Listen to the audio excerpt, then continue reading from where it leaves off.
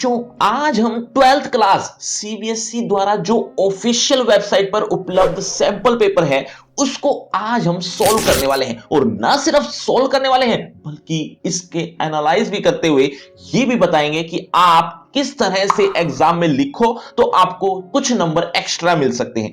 तो इस चीज का विश्लेषण करते हुए कुछ टिप्स ट्रिक्स, कुछ बातें ऐसी भी होंगी जो आपको नहीं पता होंगी। तो इसी के लिए ये वीडियो है, तो बिना किसी देरी के करते हैं शुरू। नमस्ते, मेरा नाम आशीष है। देखो बच्चों, ये जो सैंपल पेपर है ये 2024-25 वालों के लिए, जिनके पास हिंदी ऐच्छिक यानी हिंदी इलेक्टिव है, वो बच्चे इस वीडियो को देखें। बाकी बच्चों के लिए ये वीडियो नहीं है। कक्षा कोड 002 है, कक्षा 12वीं। टोटल घंटे होंगे आपके पास 3 और इसके अलावा जो मार्क्स होंगे वो 80 मार्क्स, यानी टोटल 80 मार्क्स का एग्जाम है। तो इसको थोड़ा ध्यान में रखते हुए जल्दी से अब शुरू करते हैं। देखो, यहां से हम शुरू करें तो पहला प्रश्न हमें देखने को मिलेगा अपठित बोध का। और न सिर्फ पहला प्रश्न बल्कि पूरा खंड, ये क जो पार्ट है ये अपठित बोध का ही है। आपको मैं आसान शब्दों में बताऊं तो पहला और दूसरा ये 2 प्रश्न अपठित गद्यांश पद्यांश के आने वाले हैं।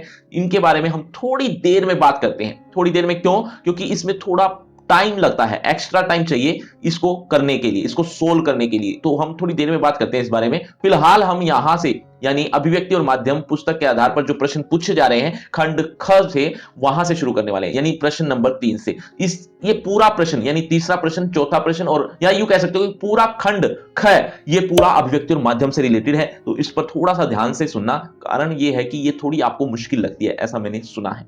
चलिए, कै पार्ट में पूछा है संपादकीय लेखन से क्या तात्पर्य है। आपकी शब्द सीमा है 20 और 1 नंबर का है, यानी आप 1-2 लाइन में इसका आंसर दीजिए, काफी रहेगा। संपादकीय लेखन से क्या तात्पर्य है? दरअसल संपादकीय लेखन वो होता है जो संपादक लिखता है। संपादक भी लिख सकता है, उपसंपादक भी लिख सकता है, लेकिन लिखता क्या है? लिखता है एक तरह का अपने पॉइंट ऑफ व्यू।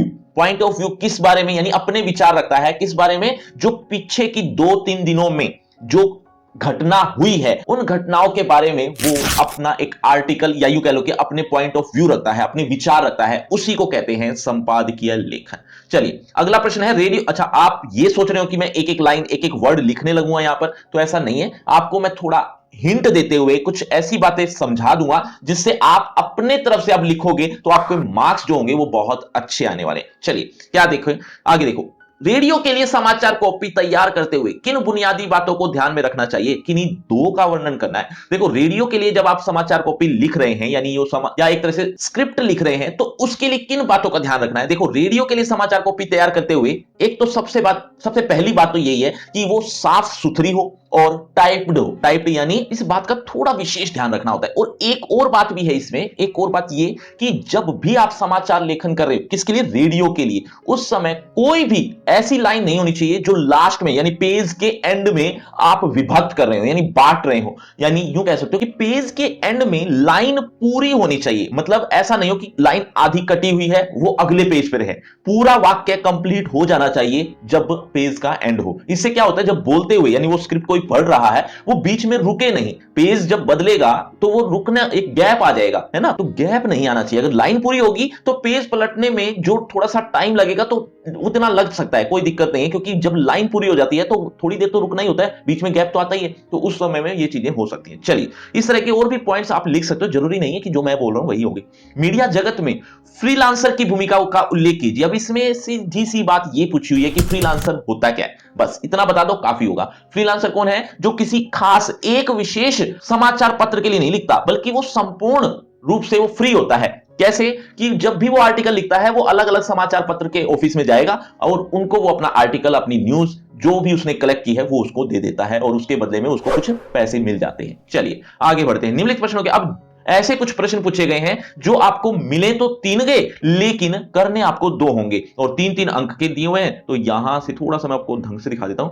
चलिए, समाचार लेखन की शैली का विस्तृत परिचय दीजिए। समाचार लेखन की शैली कौन सी है? सबसे फेमस शैली है उल्टा पिरामिड शैली। अब उल्टा पिरामिड शैली के बारे में आपको कुछ लिखना है। आप जितना लिखोगे उतना ही वैसे चल जाएगा, क्योंकि 3 अंक का है तो थोड़ा सा ज्यादा लिखना पड़ेगा। तो इसमें आप इंट्रो, बॉडी, समापन इस तरह से लिखते हुए काफी कुछ बता सकते हो। चलिए, अच्छे फीचर लेखन की विशेषताओं पर प्रकाश डालिए। अच्छे फीचर लेखन कौन से होते हैं? जिनकी शुरुआत और जिनका अंत दोनों एक्साइटेड हो यानी उत्साहवर्धक हो।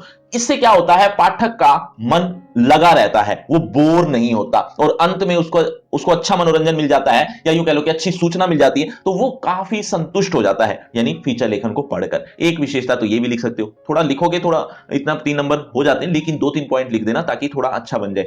और दूसरा पॉइंट ये भी बन सकता है कि फीचर लेखन पर जब भी जोर दिया जाए तो वो संपूर्ण सूचना पर उपलब्ध जानकारी करवाए, यानी एक फीचर लेखन संपूर्ण सूचना होती है, आधा बटा हुआ इस तरह की चीजें उसमें नहीं होती, मतलब ऐसी कोई सूचना ना हो जिससे अधूरी जानकारी मिले, ऐसा कुछ नहीं लिखना होता फीचर लेखन में। चलिए, बीट रिपोर्टिंग और विशेषीकृत रिपोर्टिंग में अंतर बताना है। देखो सिंपल सी बात है, जो सिंपल अपनी पत्रकारिता करते हैं, या यूं कह लो कि एक पत्रकार एक साधारण न्यूज लेकर आता है, चाहे कोई खेल जगत की हो, चाहे कारोबार की हो, कुछ भी हो, कहीं की भी हो, फिल्म जगत की भी हो सकती है या और कोई फील्ड की भी हो सकती है, लेकिन कहीं की भी वो न्यूज लाता है और सामान्य खबर देता है, वो कहलाती है बीट रिपोर्टिंग।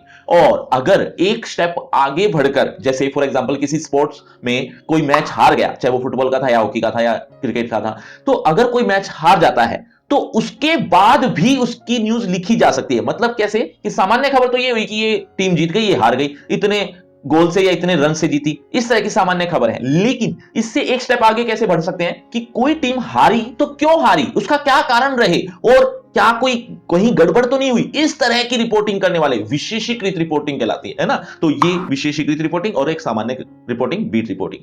अब 3 विषयों में से किसी एक विषय पर रचनात्मक लेखन करना है, यानी एक ऐसा लेखन जो आपने शायद ना सुना हो, ऐसे ऐसे एक टॉपिक पर आपको रचनात्मक लेखन करना है, एक तरह का अनुच्छेद लेखन करना है। लेकिन इन टॉपिक्स में से इन 3 टॉपिक्स में से जो भी आपको अच्छा लगे, जिनके ऊपर आपकी पकड़ हो, उनके ऊपर लिखना है। यहां पर आप खुद कर सकते हैं। चलिए, निम्नलिखित में से किन्हीं 2 प्रश्नों के उत्तर लगभग 60 शब्दों में। अब 2 प्रश्नों के उत्तर तो और देने हैं, लेकिन प्रश्न आपको 3 मिलेंगे, लेकिन करने आपको 2 ही है। तो देखो, ये भी अभिव्यक्ति और माध्यम से रिलेटेड ही है। वियोगी होगा पहला कवि, आह से उपजा होगा गान।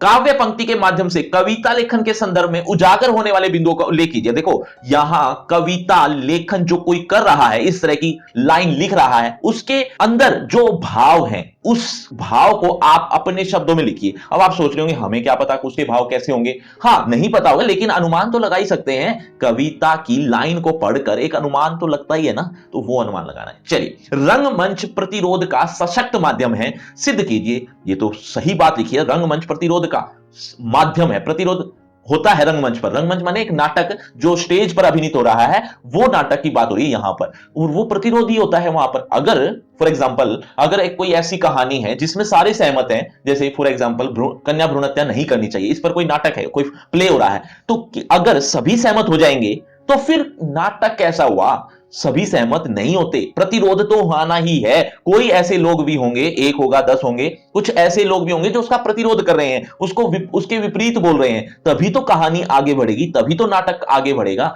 इसीलिए कहते हैं कि रंगमंच प्रतिरोध का सशक्त माध्यम है। कहानी के संदर्भ में लिखिए कि द्वंद्व से क्या अभिप्राय है, वह कहानी का महत्वपूर्ण तत्व क्यों है। दरअसल ये जो द्वंद्व है ना, द्वंद्व का मतलब समझो पहले। जब भी 2 विरोध प्रकट हो रहे हो, चाहे वो एक आदमी के अंदर, चाहे वो 2-3 आदमियों के अंदर विरोध, जैसे अभी मैंने बताया कि एक आदमी कहेगा कन्या भ्रूण हत्या नहीं होनी चाहिए, तो दूसरा कहेगा नहीं होनी चाहिए, इससे ये होता है, इससे वो होता है, मतलब कुछ लाभ, कोई हानि, इस तरह की चीजें अगर चलती रहती हैं तो उसको कहते हैं द्वंद्व, यानी 2 बातों का एक ही जगह पर शामिल होना। तो कहानी के संदर्भ में द्वंद्व का क्या महत्व है, अभी अभी बताया था ना कि प्रतिरोध तो होना ही चाहिए, तो कहानी भी तो ऐसी है, कहानी भी तभी आगे बढ़ेगी जब द्वंद्व आएगा, है ना। और द्वंद्व किसी एक पर्सन के दिमाग में भी हो सकता है कि मुझे ये काम करना चाहिए या ये काम करना चाहिए, यानी 2 बातों के बारे में वो सोच सोच कर पागल हो रहा है कि ये करूं या वो करूं, ये करूं या वो करूं, यानी पक्ष भी रखता है, विपक्ष भी, उसके दोनों ही चीजें उसके दिमाग में चल रही हैं, इसको भी द्वंद्व कहते हैं।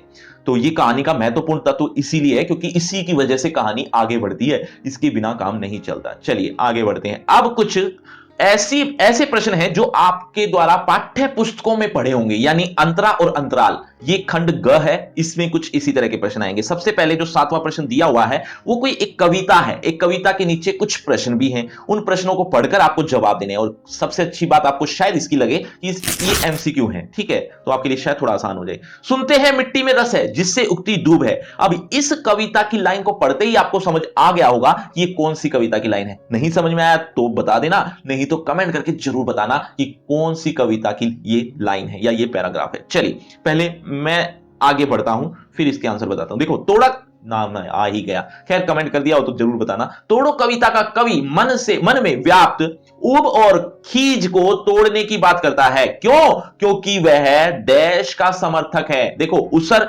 विध्वंस, सृजन और कुंजन, ये 4 ऑप्शंस हैं। बताइए क्या सही होगा जवाब? जल्दी से कमेंट करके बताना। आप वीडियो को पॉज भी कर सकते हो, मैं तो आंसर दूंगा ही, लेकिन वीडियो को पॉज करके कमेंट करना ताकि मैं देख सकूं आपको कितने प्रश्न आते हैं और कितने नहीं आते या सही होते हैं। देखते हैं, जल्दी से एक बार कमेंट कर दो, मैं आगे बढ़ता हूं। देखो इसका आंसर आएगा, पहले मैं एक बार प्रश्न दिखा देता हूं, छुप गया है। देखो तोड़ो कविता में जो कवि के मन में ऊब और खीज जो तोड़ने की बात करता है, वो इस बात को कर रहा है, तो उससे क्या पता चला कि वह किसका समर्थक है? उसर, विध्वंस, सृजन या कुंजन? देखो सृजन ही इसका सही आंसर आएगा। क्यों? क्योंकि जो विध्वंस वो नहीं करना चाह रहा या फिर कोई कुंजन नहीं करना चाह रहा, विध्वंस मतलब तोड़ फोड़ वाली बात नहीं कर रहा, तोड़ो कविता से ये मतलब नहीं है, उसका मतलब कुछ सृजन से है, कुछ क्रिएटिविटी से है, तो ये सही उत्तर आएगा। चलिए आगे बढ़ते हैं अगले प्रश्न की तरफ। देखो अगला प्रश्न है कुछ ऐसे कथन और कारण दिए हुए हैं जिनको आपको थोड़ा ध्यान से पढ़ना है। देखो सुनते हैं मिट्टी में रस है जिसमें उगती दूब है, ये कारण क्या? ये कारण है कि मिट्टी में उर्वरा शक्ति है इसीलिए उसमें से दूब उगती है। तो अगर दोनों सही है तो इसमें से कहीं ना कहीं ऑप्शन मिलेगा, लेकिन अगर दोनों में से एक सही है तो भी ऑप्शन मिलेगा। जल्दी से छाट के बताना है। कथन गलत है और किंतु कारण सही है, ये देखो ऐसा है, तो कथन और कारण दोनों ही गलत हो तो भी बताओ। जल्दी से एक बार कमेंट बॉक्स में बता दो ताकि मैं ना इसका आंसर जल्दी बताऊं। इससे होगा क्या, दरअसल आपको आपके लेवल का पता चलेगा कि आप किस लेवल के हैं, और मुझे भी पता चलेगा कि आपको कहां कमी या कहां कहां गलतियां कर रहे हो। चलिए देखो, अब जो ये 2 वाक्य थे ये दोनों ही सही हैं, यानी कथन भी सही है और कारण भी सही है। तो अब वो ढूंढना है, कथन सही है किंतु कारण कथन की सही व्याख्या नहीं है, तो ये तो गलत हो रहा है। यहां पर देखो ये सही है, ये जो चौथा ऑप्शन है, कथन और कारण दोनों सही है और कारण कथन की सही व्याख्या है। चलिए आगे बढ़ते हैं। आधे आधे गाने से कवि का क्या तात्पर्य है? आधे गीत का गायन, मैदान का अधूरापन, या फिर कवि का व्यथित हृदय, या फिर अधूरी क्रियात्मक शक्ति? जल्दी से कमेंट में जवाब दीजिए और मैं बताता हूं इसका सही उत्तर आएगा कवि का व्यथित हृदय। चलिए आगे बढ़ते हैं। मन की खीज से आशय है, मन की डैश क्या है? ईर्षा, कड़वाहट, झुंझलाहट या फिर व्यथा? दरअसल मन की झुंझलाहट है ये इसका आंसर। चलिए आगे बढ़ते हैं। आगे बढ़ेंगे तो हमें एक प्रश्न और मिलेगा जो कथन और कारण का ही है। देखो कवि ने मानव मन की दशा बताई है, धरती और मानव मन की दशा में समानता है, मानव मन सदैव बुराई से आकर्षित होता है। दोनों ही कथन है और एक कथन यहां पर भी है, धरती के उपजाऊ तत्व पत्थर कंकड़ एवं मन के खीज अनचाहे विचार हैं। ये जो वाक्य है ना, इन तीनों वाक्यों को ध्यान से पढ़ो और ये बताना है क्या कि ऊपर कर देता हूं थोड़ा सा, केवल कथन एक सही है, मतलब इनमें से सही कौन सा ये बताना है। कथन 1 और 2 भी सही हो सकते हैं, कथन 3 ही सही हो सकता है, या फिर कथन 2 और 3 भी सही हो सकते हैं। जल्दी से कमेंट करके बताओ, वीडियो पॉज कर लो। का सही उत्तर आएगा दूसरा, यानी कथन 1 और 2 सही हैं। चलिए आगे बढ़ते हैं, बाकी तीसरा गलत था उसमें। आगे बढ़ते हैं। काव्य खंड पर आधारित कुछ प्रश्न पूछे गए हैं और वो प्रश्न के जवाब ध्यान से सुनना। देखो, मैंने देखा एक बूंद कविता के संदर्भ में क्षण के महत्व को उजागर करते हुए कविता का मूल भाव लिखिए। देखो छोटी सी कविता है लेकिन उसमें क्षण का महत्व बहुत अच्छा बता रखा है कि आदमी मरने से पहले अपने आप को विशेष बना दे, ये एक कहानी का मूल भाव है। इसके बारे में थोड़ा सा लिखना, 2 नंबर का बनाना है तो इस बात 2-4 लाइनें तो लिखनी पड़ेंगी, तभी तो आपको नंबर मिलेंगे। लेकिन एक बात का और ध्यान रखना, जितने भी प्रश्न आप करोगे, यानी पूरे पेपर में आप जितने भी प्रश्न करोगे वो पॉइंट वाइज मत लिखना। मतलब 1 point, 2 point, 3 point, 4 point, 5 point, इस तरह से पॉइंट वाइज आप बना लेते हो। क्या कि अपने आंसर को पॉइंट वाइज बना लेते हो, तो उससे होता क्या है, उससे आपका नुकसान होता है, नंबर नहीं मिलेंगे। लेकिन मैं ये नहीं कह रहा हूं कि एक भी प्रश्न ऐसा नहीं करना, ऐसा नहीं है। पूरे सैंपल पेपर में कई प्रश्न ऐसे होते हैं जिनको आप पॉइंट वाइज लिख सकते हो। कई का मतलब 1-2 ही होंगे, 2-3 होंगे मैक्सिमम, इससे ज्यादा नहीं होंगे। आप क्या करते हो, कई बच्चे ऐसा भी देखने को में आए हैं कि हर प्रश्न को पॉइंट वाइज लिखना शुरू कर देते हो, जिससे आपका पेपर जल्दी तो हो जाता है लेकिन मार्क्स कितने डिक्रीज हो जाते हैं। तो ये गलती मत करना। चलिए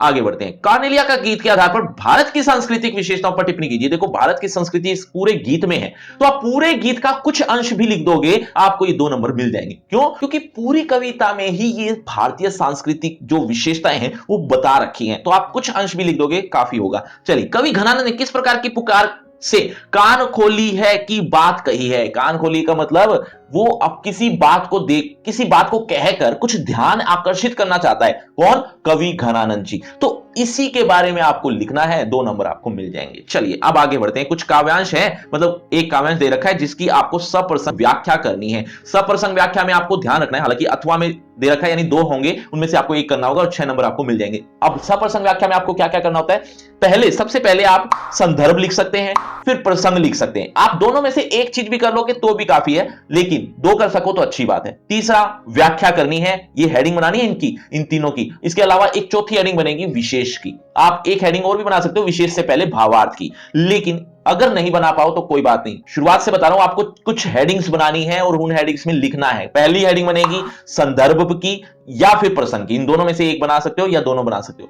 तीसरी बनेगी व्याख्या की। इसके अलावा जो बनेगी भाव की, या फिर भाव ना बनाओ तो विशेष की बनाना। इस तरह की 3-4 हेडिंग आपको बनानी है, जिससे आपको कुछ अच्छे नंबर देखने को मिल जाएंगे अपने। अगला प्रश्न होगा 10वां, जिसमें आपको गद्य खंड से आधारित एक पैराग्राफ मिलेगा और उस पैराग्राफ के नीचे कुछ क्वेश्चन होंगे, एमसीक्यू बेस्ड होंगे, उनके आपको उत्तर देने हैं। लेकिन पहली लाइन पढ़ के ही आपको समझ आ जाना चाहिए कि ये पार्ट कौन सा है। अगर नहीं आया तो बहुत दिक्कत होगी बच्चों आपको। क्यों? क्योंकि आपने अच्छी रिवीजन नहीं कर रखी चैप्टर्स की। तो अगर आपको समझ आ गया है तो एक बार कमेंट बॉक्स में जरूर बताना कि ये कौन सा पार्ट है। चलिए आगे बढ़ते हैं। पहला प्रश्न है, कुटज द्वारा की गई घोषणा उसकी खालिस्तान दर्शाती है। जिज्ञासा, जिजीविषा, मुर्मुषा या शुश्रूषा। यानी आपको इन 4 में से एक का जवाब देना इस डैश में भरकर। तो क्या आप दे पाओगे? जल्दी से एक बार कमेंट बॉक्स में बताओ इसका आंसर क्या आएगा। मैं बताऊं तो इसका आंसर आएगा जिजीविषा, यानी जीने की इच्छा ये दर्शाती है। चलिए, ये पूरे पाठ में यही बात लिखी हुई थी अगर आपने पढ़ा हो तो। निम्नलिखित में से लेखक के अनुसार सबसे सही वाक्य चुनिए। सबसे सही वाक्य कौन सा है कि कठिन परिस्थितियों में भी जीना सीखें। पैराग्राफ के अकॉर्डिंग आपको जवाब देना है। रेगिस्तान में कुटज बहुतायत में पाया जाता है। केवल नाम के कारण ही जीवन में प्रसिद्धि प्राप्त होती है। निर्झर का बहता जल कुटज को भली भांति सींचता है। देखो, इन 4 में से एक ऐसा जवाब है जो बहुत ही साधारण है, मतलब सिंपल तरीके से इसका आंसर बता रखा है, कोई खास आपको कंफ्यूजन नहीं होगी। तो ये उत्तर सही है, यानी पहले वाला। आपने जवाब दे दिया होगा कमेंट बॉक्स में, ऐसा मुझे उम्मीद है। चलिए अब कथन और कारण दे रखे हैं। कथन है, कुपित यमराज के दारुण निश्वास के समान धधकती लू में यह हरा भी है और भरा भी है। अब कारण सुनिए। यमराज के क्रोध के कारण कुटज की जीवन शक्ति कम हो जाती है, जिसके कारण वह सूख जाता है। क्या कथन और कारण दोनों सही हैं, या इनमें से एक सही है, या दोनों ही गलत हैं? जल्दी से जवाब दीजिए। यहां पर ऑप्शन दिए हुए हैं, कमेंट बॉक्स में जवाब दीजिए ताकि पता चले कि आप किस लेवल के इंसान हैं, किस लेवल की आपने तैयारी कर रखी है। देखो, ये जो कथन है ना, इसको पढ़कर तो आपको समझ में आएगा कि ये बिल्कुल सही कह रहा है, लेकिन ये कारण है? नहीं, ये कारण नहीं है। तो ये वाला जो तीसरा है ना, ये सही जवाब आएगा। चलिए आगे बढ़ते हैं। गद्यांश में लेखक ने कुटज का डैश दर्शाया है। अब डैश को आपको भरना है, तो स्वार्थ आएगा या स्वाभिमान या फिर लालच या कर्तव्य। देखो, जवाब दीजिए कमेंट बॉक्स में, तब तक मैं उसका उत्तर बताता हूं। देखो, ये जो स्वाभिमान है ना, ये सही आएगा। कुटज का स्वाभिमान दर्शाया है, ये पाठ में भी मेंशन है। बच्चों, अगर आप इसी तरह का सैंपल पेपर और भी चाहते हो जो अच्छा हो आपके लिए, आपके एग्जाम के लिए, तो एक बार कमेंट बॉक्स में सैंपल पेपर 2 जरूर लिख देना, ताकि मुझे पता चले कि कितने बच्चे इस चीज की डिमांड रखने हैं। अगर बहुत ज्यादा बच्चों की डिमांड आई तो इस पर भी सैंपल पेपर बना दिया, मतलब इस पर भी एक वीडियो बना दी जाएगी, आपको जल्दी ही मिल जाएगी, लेकिन बहुत ज्यादा कमेंट आए तो। चलिए अगले प्रश्न की तरफ बढ़ते हैं। मैं थोड़ा सा ऊपर कर देता हूं पहले, फिर आपको और अच्छे से दिख जाएगा। देखो, मगर कुटज है कि संस्कृति की निरंतर स्वीयमान शब्द राशि में भी जो जम के बैठा है सो बैठा ही है। पंक्ति के माध्यम से लेखक संस्कृति के किस महत्व को उजागर करता है कि संस्कृति है अनवरत, असहमत या फिर अप्राप्य या अबोध? जल्दी से एक बार कमेंट बॉक्स में जवाब दीजिए, मैं आपको आंसर बताता हूं। अनवरत यानी लगातार। चलिए आगे बढ़ते हैं। अब जिस तरह से काव्य खंड के प्रश्न आए थे, ठीक ऐसे ही गद्य खंड पर भी आधारित आपको कुछ प्रश्न देखने को मिलेंगे। देखो क्या जवाब आएगा। अपने ही गांव में पहुंचकर हर गोविंद के दिशा भ्रमित होने का क्या कारण है, यह बताना है। 2 नंबर में है और आपको 2, 4, 5 लाइनें तो लिखनी ही पड़ेंगी। देखो, इसमें यहां पर एक डर है, उस डर के कारण ही ये सारी चीजें हो रही हैं। ये आपको हिंट दे दिया है, आप समझ गए होंगे। चलिए, गंगा तट पर उपस्थित स्वयंसेवकों का कार्य व्यवहार आज के युवा वर्ग को किस प्रकार प्रेरित करता है? देखो, स्वयंसेवक को इंग्लिश में वॉलंटियर कहते हैं। तो वो जो वॉलंटियर हैं, जो गंगा तट पर उपस्थित थे, वो कुछ एक संदेश दे रहे हैं, मतलब उनकी कार्यशैली एक संदेश दे रही है कि किस तरह से वो संघर्ष में अपना जीवन गुजारते हैं और अपने एक मुकाम तक पहुंचते हैं। तो ये एक अच्छा युवा वर्ग के लिए संदेश है जो युवा वर्ग को प्रेरित कर सकता है। और भी बातें लिख सकते हो, खैर आगे बढ़ते हैं। कभी कभी किसी इलाके की संपदा ही उसका अभिशाप बन जाती है। स्पष्ट कीजिए। सही बात है, मतलब कोई चीज अच्छी हो, फॉर एग्जाम्पल गुलाब का फूल बहुत अच्छा लग रहा हो, अब हर आदमी के मन में आएगा कि इसको तोड़ लेते हैं और ले चलते हैं। क्योंकि ये बहुत सुंदर लग रहा है। तो यही बात किसी इलाके के बारे में भी है कि उसकी जो संपदा है, उसकी जो अच्छी चीज है, वो लोगों को आकर्षित करती है। लोग चाहते हैं कि इसको पालें, इसको हथिया लें, इस पर कब्जा कर लें, तो वो उसके लिए अभिशाप भी बन जाती है। चलिए आगे बढ़ते हैं। अगले प्रश्न में आपको एक गद्य से रिलेटेड एक पैराग्राफ दिया हुआ है। इसकी आपको सप्रसंग व्याख्या करनी है और व्याख्या वैसी ही होगी जैसे अभी थोड़ी देर पहले काव्य खंड की बताई थी। सब कुछ वैसी ही हेडिंग्स बनेंगी। तो पहली बात तो ये कि आपने पैराग्राफ को अच्छे से पढ़े हो तो ही आप अच्छे से व्याख्या कर पाओगे। ये दो ऑप्शन दे रखे हैं, दोनों में से कोई एक करना होगा। चलिए आगे बढ़ते हैं। निम्नलिखित प्रश्नों में से किन्हीं दो प्रश्नों के उत्तर 100 शब्दों में लिखिए। अब यहां पर दो प्रश्न पूछे और 5-5 अंक के हैं। देखो वैसे तो 3 पूछे हैं लेकिन करने आपको 2 ही है।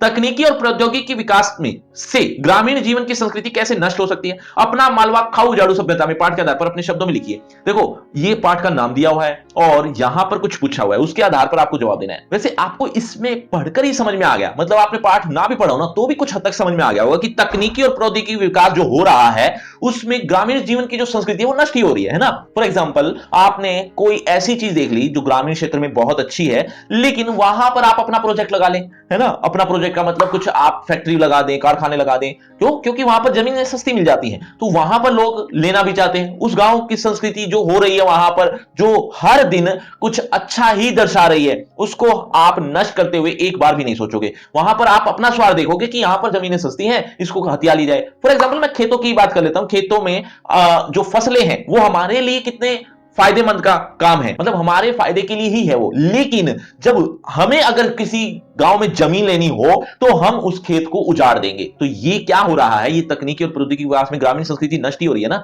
ऐसी और भी बातें हैं, ना सिर्फ यही, और भी बात इस पाठ में लिखी हुई है, उसके बारे में आपको लिखना है। चलिए और आगे बढ़े तो क्या लिखा है कि सूरदास की झोपड़ी के नायक की विशेषता को उल्लेख करते हुए लिखिए कि उसके व्यक्तित्व से आपको क्या प्रेरणा मिलती है। देखो सूरदास इसके नायक हैं और उसकी जब झोपड़ी जल जाती है वो हार नहीं मानता, हार नहीं मानता। इवन वो हार मान चुका था, लेकिन बच्चे की प्रेरणा से वो इतना प्रेरित हो गया कि वो एंड में यही सोचता है कि 1000 बार जाए, 1000 बार मेरी झोपड़ी उड़े, या फिर लाख बार ये झोपड़ी फिर से बनाऊंगा। जो पैसा इकट्ठा करना था वो फिर से करूंगा, या किया था जो वो उजड़ गया है वो फिर से मैं बनाऊंगा। ये सारी बातें सोचकर वो अपने आप को फिर से खड़ा कर लेता है और एक अच्छा जीवन गुजारता है। तो इससे कितनी प्रेरणा मिलती है हमें। हमारे जीवन में भी ना जाने ऐसी बातें होती रहती है, हम निराश हो जाते हैं, लेकिन इन छोटी छोटी बातों से हम कितना प्रेरित हो सकते हैं, उस निराशा को खत्म कर सकते हैं। और ये बातें आपको थोड़ी विस्तार में लिखनी है, बस इतना थोड़ा ध्यान रख लेना। क्यों? क्योंकि ये 5 अंक का है। चलिए